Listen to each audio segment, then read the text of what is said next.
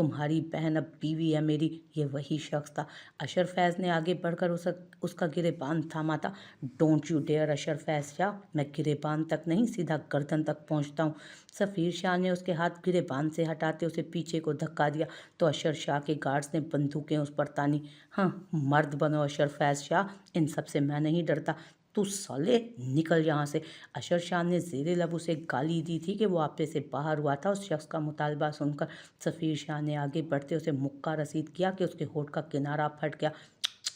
अफसोस, वैसे तो मैं बहुत महज़्ज़ब इंसान हूँ, लेकिन क्या है ना, माँ बहन की गालियाँ मैं ना देता हूँ और ना सुनने की सकत खुद में पाता हूँ। आइंदा एहतियात करना। मर्द हो, अपनी लड़ाई आप लड़ो, माँओं बहनों को दरमियान में मत घसीटो। निकलो तुम यहाँ से। अशर शाह ने अपने गार्ड्स को आगे बढ़ते देखकर रोका और उसे निकलने को कहा, क्योंकि वो महाफैज को जाने नहीं दे सकता था। लेकिन सामने शख्स निकाहनामा दिखाए उसकी आंखों में आंखें डाले खड़ा था। डियर कज़न, आप तो सौतेले हैं, शायद इसलिए नहीं जानते। आपकी सौतेली बहन बचपन से मेरे नाम से मंसूब है और ये निकाह आपके बाप ने ही करवाया है। मेरी बीवी को बुलाओ। वो शुरू में इस्तेहज़ाइया अंदाज में और फिर आखिर में सख्त लहजे में बोला तो अशर शाह की निगाह रीलिंग के पास मौजूद फटी निगाहों से नीचे उनकी तरफ देखती माहा पर गई। माहा, फैज़ नीचे आओ। वो धाड़ा के वो कांप गई, जबकि सफ़ीर शाह ने मुड़कर या नज़र उठाकर उसको देखने की भी कोशिश नहीं की। माहा अपनी जगह पर जमी रही। उसका दिमाग साए साए कर रहा था। क्या वो उसका कज़न था? लेकिन कैसे? वो तो अपने किसी रिश्तेदार को नहीं जानती थी। क्या बकवास कर रहा है ये? कहाँ मुंह काला करती। अल्फाज के चुनाव में एहतियात बरतें साले साहब। सफ़ीर शाह का रोफर से सोफे पर बैठता अपने बाजू पुश्त पर रखता उस लड़की को देखते बोला। महा का वजूद कांप रहा था। उसे लगा किसी भी लम्हे उसकी सांसें उसका साथ छोड़ देंगी। बताओ, क्या ये सच कह रहा है? भाई, वो महाफैज़ को लगा ज़िंदगी की तमाम आजमाइशों पर जैसे उसका नाम लिख दिया गया। वो दोनों शख्सियात जो उस पर लड़ रही थी, दोनों उससे नफ़रत की दावेदार थीं। लेकिन अशर फैज़ तो भाई था उसका, सौतेला ही सही, लेकिन वो सामने मौजूद उस शख्स को तो कभी जानती ही नहीं थी। सामान समेटो अपना, निकल रहे हैं हम। सफ़ीर शाह अपनी महंगी घड़ी पर वक्त देखता फ़ौरन खड़ा हुआ। भाई, महा ने अशर शाह के करीब होना चाहा। चटाख, चेहरे पर पड़ने वाले थप्पड़ पर वहाँ मौजूद मुलाजिम भी साकित रह गए। महा फैज़ को तो रुई तक न छुई थी कभी, और वो शख्स बाप के मरते ही अपना आप दिखा गया था उसे। सारी इज्जत मिट्टी में मिला दी। महा ज़मीन पर बड़ी सिसकी, चेहरा जल उठा था उसका। सफ़ीर शाह आगे बढ़ा और उस पर हमला करता दीवाना वार सा उसके चेहरे पर मुक्के रसीद करने लगा। तेरी हिम्मत कैसे हुई किसी औरत पर हाथ उठाने की? सफ़ीर शाह के नाम से मंसूब है वो, बीवी है वो मेरी, मैं जान से मार दूंगा तुझे। सफ़ीर शाह ने कितनी ही बार उसके चेहरे को निशाना बनाया था कि उसके सामने उसकी बीवी, उसकी मनकूहा पर हाथ उठाया था उसने। गार्ड्स ने बमुश्किल उसे अशर शाह से अलहदा किया, जिसका नक्शा बिगड़ गया था उस वक्त। सफ़ीर शाह ने आगे बढ़ते महा की कलाई थामी और झटके से खड़ा करते अपने साथ घसीटते हुए ले गया। वो मुड़कर उस घर को देखती रही जहाँ उसने अपना बचपन गुजारा था अपने बाप के साथ। उसे लगा ज़िंदगी अब मज़ीद मुश्किल होने वाली है। सफ़ीर शाह ने गाड़ी में बिठाते उसे गाड़ी मेन रोड पर डाली और फ़ोन कान से लगाया। भाई, मैं आकर बात करता हूँ। वो कॉल काट गया था। गाड़ी हवा से बातें कर रही थी। महा उससे ज़्यादा खौफजदा उससे पहले कभी नहीं हुई थी। इससे माहा इससे ज़्यादा खौफज़दा कभी नहीं हुई थी। अशर फैज़ शाह बल खाता रह गया। वो सुनहरी चुड़िया उसके हाथों से निकल गई थी, जिसके नाम उसके बाप की सारी जायदाद थी। और जहांगीर अवान पाशा तो उसे छोड़ता ही ना, जिसकी नज़र उसकी बहन पर न जाने कब से थी। सफ़ीर शाह अपने फ्लैट में उसे लाया और फिर छोड़ते वहाँ से वापस निकल गया कि उसने अपने हिस्से का काम कर दिया था, वो भी सिर्फ इसलिए कि behzad शाह ने कहा था। उसके बाद वो उसके वजूद से लाताल्लुक़ हो गया, जैसे जानता ही ना हो या उसे जानबूझकर लाइल्म और फरामोश कर गया हो। उसे उस फ्लैट से आज अपनी एक फ़ाइल चाहिए थी। 2 दिन हो गए थे इस बात को। वो अंदर दाखिल हुआ तो खिड़की से फूटती रोशनी के अलावा कोई लाइट मौजूद ना थी। उसने अंदर दाखिल होते लॉक किया दरवाज़ा और आगे बढ़ा। महाफैज़ का वजूद क्षण से यादों के पर्दे पर लहराया। वो तेज़ी से आगे बढ़ा। वो दुबई चला गया था। उसी दिन उसकी वापसी हुई थी और कल रात ही वो वापस आया था। महाफैज़ को कैसे भूल सकता था? वही तो यहाँ लाया था उसे। वो तेज़ी से कमरे के अंदर गया और फिर एक के बाद उसने फ्लैट के तीनों कमरों और बालकनी को देख लिया। अशर फैज़ शाह का ख्याल आते उसका दिल कांपा, लेकिन नहीं, यहाँ कोई आ ही नहीं सकता था। ये मुमकिन ही नहीं था। इसका सिस्टम उसे इत्तला ज़रूर दे देता अगर कोई यहाँ आता तो। वो उस छोटे से टेरेस से बाहर निकला कि नज़रें भटक कर बेड के पास नीचे औंधे पड़े वजूद पर पड़ी।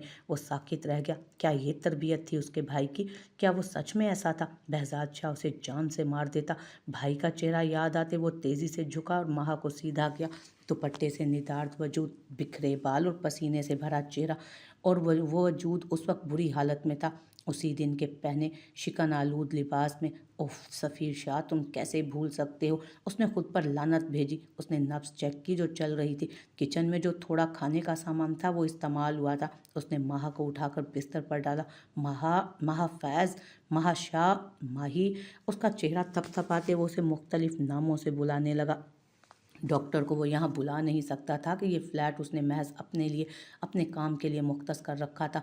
महा उसके चेहरे से टिशू से पसीना साफ करते उसकी कमर सहलाई तो एहसासात अजीब हुए। महा ने आंखें बमुश्किल खोलते उसे देखा। देखो मेरी तरफ। सफ़ीर शाह की आवाज़ कानों में गूंज रही थी। बाबा। सफ़ीर शाह ने होंठ भींच लिए कि उस शख्स का नाम वो कभी सुनना ही नहीं चाहता था। मेरे बाप का कत्ल तो बहुत बाद में आता है फैज़ शाह। मेरी माँ की इज्जत पर हाथ डाला तूने। वो रुक गया कि ज़ुबान इनकारी हुई थी। मज़ीद कुछ भी कहने से पुराने ज़ख्म फिर से रिसने लगे थे पल में। नहीं। फैज़ शाह की आंखें खून की वाफिर मिकदार ज़ाया होने से बंद होने लगी थी। बहजाद ने वहीं मौजूद शराब की बोतल उस पर फेंकी।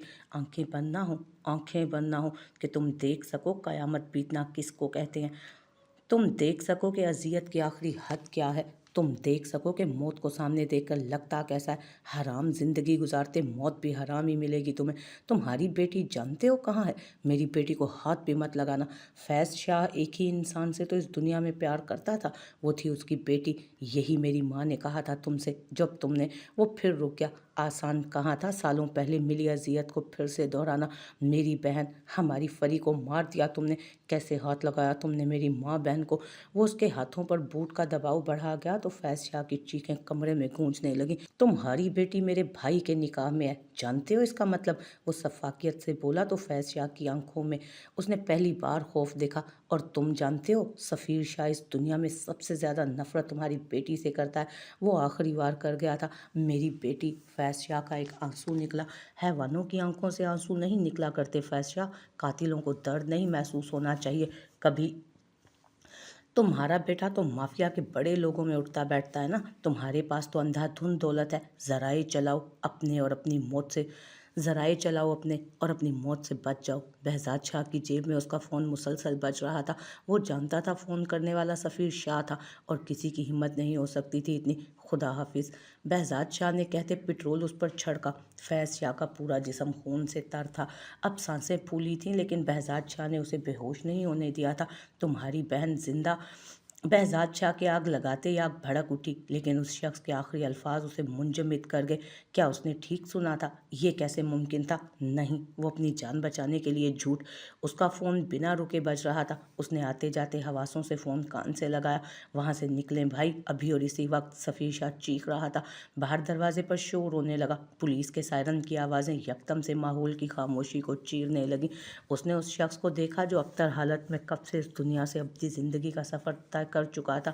उसने होश में आते ही गाड़ी खिड़की से छलांग लगाई कि दाखिली दरवाज़ा टूट चुका था। उसकी फ़्लाइट लैंड हो चुकी थी। वो अपने आप को काबू में कर चुका था। सफ़ीर शाह मुतमईन था कि वो उस मुल्क से निकल आया।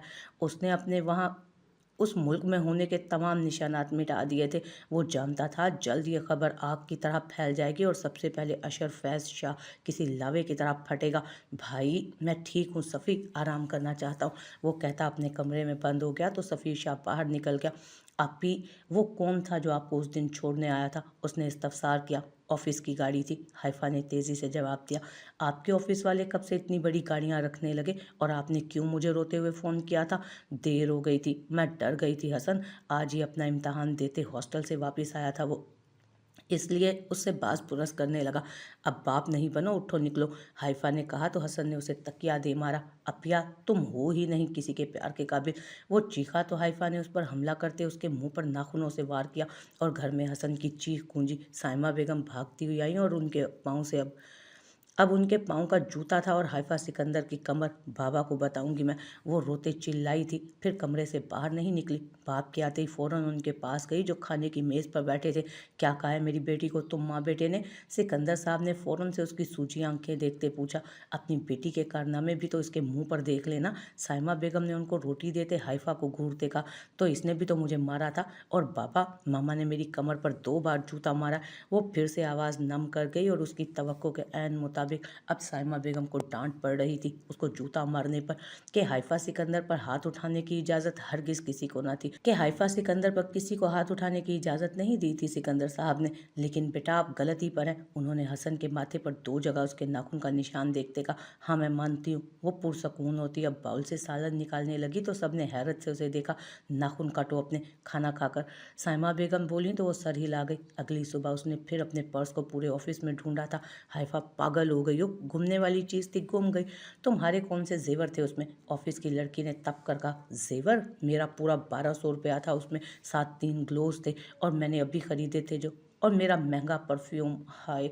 وہ غم میں وہیں بیٹھ گئی تو سب نے اس کی اداکاری پر آنکھیں گھمائیں۔ بس بھی کر دو اب کے صدف بولی، کوئی بھی میرا دکھ نہیں سمجھتا، وہ کہتی چھٹی ہوتے بنا کسی سے بات کیے باہر نکل گئی۔ وہ سڑک پر چلتے چلتے رک گئی تو 2-3 لوگوں نے مڑ کر اس پاگل لڑکی کو دیکھا۔ ہاں یاد آ گیا، یاد آ گیا، وہ چیخی کے لوگ رک گئے۔ وہ خجل سی ہوتی تیزی سے رکشے میں بیٹھی، اسے مطلوبہ جگہ کا ایڈریس بتانے لگی کہ آج آفس کی وین چلنے میں بھی کچھ وقت باقی تھا۔ وہ سڑو کے پاس رہ گیا تھا میرا بیگ، ہاں اس کی گاڑی میں واپسی پر، لیکن دیکھو کتنا چور آدمی ہے، بتایا بھی نہیں مجھے، ضرور میری مہنگی پرفیوم پر دل آ گیا ہوگا اس کا۔ وہ بڑبڑاتی گئی تھی سارا رستہ، لیکن خوش تھی کہ بالآخر اسے اتنے دنوں بعد یاد آ گیا تھا۔ وہ اس کی کمپنی کے باہر رکی تھی اور پھر بنا کسی سے پوچھے تیزی سے اوپر جانے لگی۔ مس، ریسیپشن پر موجود لڑکی نے اسے آواز دی تو وہ پیر پٹکتی مڑی۔ جی کس سے ملنا ہے؟ بہزاد شاہ سے۔ آپ کا کوئی اپوائنٹمنٹ ہے؟ میں ان کی دوست ہوں، وہ تیزی سے بولی۔ تو وہ اپنے وزیر اعظم یعنی باس تک اسے نہ جانے دیتی؟ اس کے کہنے پر وہ لڑکی اسے گھور کر رہ گئی، جیسے یقین نہ آیا۔ میں دوسرے شہر سے آئی ہوں ان کو سرپرائز دینے، کیونکہ یہ وہ لڑکی نہیں تھی جو ریسیپشن پر پچھلی بار تھی جب وہ انٹرویو لینے آئی تھی، اسی لیے من گھڑت کہانی سنانے لگی۔ پھر بھی میں ارے میں نے سرپرائز دینا ہے انہیں، وہ کہتی تیزی سے لڑکی کے ارے ارے کرتے لفٹ میں داخل ہو گئے۔ حائفہ چلی گئی تو وہ لڑکی فون بجنے پر پھر سے کام میں مصروف ہو گئی۔ حائفہ لفٹ سے نکلی تو آج وہ اسٹائلش سی لڑکی بھی وہاں نہیں تھی۔ واہ، قسمت بھی ساتھ دے رہی ہے، نہیں تو اس سڑو اکڑو بادشاہ سے تو ایسے ملنے نہیں دیتے جیسے کسی ریاست کا بادشاہ ہو کہیں کا۔ وہ بڑبڑاتی اس کے کمرے کے دروازے کا نوب گھماتی اندر داخل ہوئی۔ اندر بیٹھے سفیر شاہ نے سر اٹھایا۔ بولو۔ اف، یہ اب بھی یہی ہے، سارے جہان کی سرد موری ان دونوں بھائیوں کے لہجے میں آبسی لگتا ہے، لیکن سبھی امیر لوگ اپنے آپ کو توپ چیز سمجھتے ہیں۔ مجھے بہزاد شاہ سے ملنا ہے، اٹھو۔ اسے اٹھا کر بٹھایا تو وہ ہوش میں آئی اور سفیر کو دیکھ کر خوف زدہ ہوئی۔ مجھے واپس، اب سے یہی تمہارا گھر ہے، شوہر کا گھر ہی بیوی کا گھر ہوتا ہے، تم اس گھر سے کبھی نہیں جا سکتی۔ اب یہ بات میں دوبارہ نہیں دہراؤں گا۔ ماہ نے نم آنکھوں سے اسے دیکھا۔ کون سا شوہر؟ کیسا شوہر؟ وہ خود کو رونے سے باز رکھے ہوئے تھی۔ وہ شوہر جو زبردستی زندگی میں گھسا تھا کسی آسیب کی طرح اور اب اسے یہاں لا کر فراموش کر گیا تھا۔ اس نے 2 دنوں میں رونے کے علاوہ کیا ہی کیا تھا؟ خوف تھا کہ ہڈیوں میں جا بسا تھا اکیلے رہتے رہتے۔ تم یہاں سے نہیں جانا اب۔ وہ آگے بڑھتی سفیر شاہ کا کالر تھامتے خوف زدہ ہوتی بولی۔ مجھے ڈر، وہ ابھی بھی ہلکے ہلکے کانپ رہی تھی۔ اٹھو جا کر نہاؤ۔ سفیر شاہ نے اسے دور کرتے سنجیدگی سے کہا۔ پہلی ملاقاتوں والی سختی مفقود تھی اب۔ ماہ نے سر اٹھاتے اس شخص کی آنکھوں میں دیکھا۔ وہ آنکھیں حسین تھیں، بے حد حسین، گہری سیاہ آنکھیں۔ ہاں گہری سیاہ آنکھیں کہاں کسی کی ہوتی ہیں۔